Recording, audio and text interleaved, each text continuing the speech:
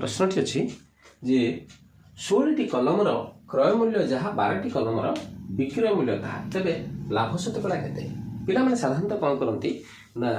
एमती भी करती जे 16 और 12 लस बाहर कर दियंती एवं किंबा 1 टंकार 16टी कलम को क्रय करी 1 टंकार 12टी कलम विक्रय कले केते लाभ बा क्षति हम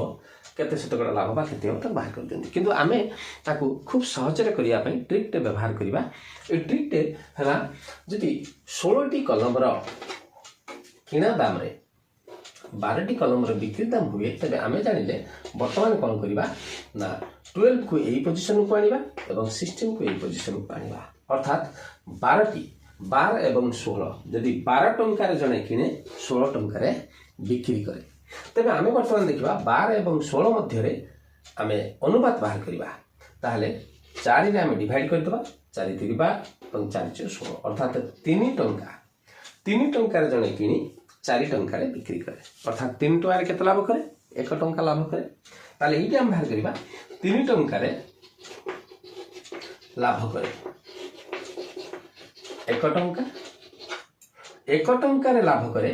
1 विभक्त 3 टंका एवं 100 टंकार लाभ करिवो 1 विभक्त 3 गुणन 100 शतकड़ा तेबे आसला 33 होल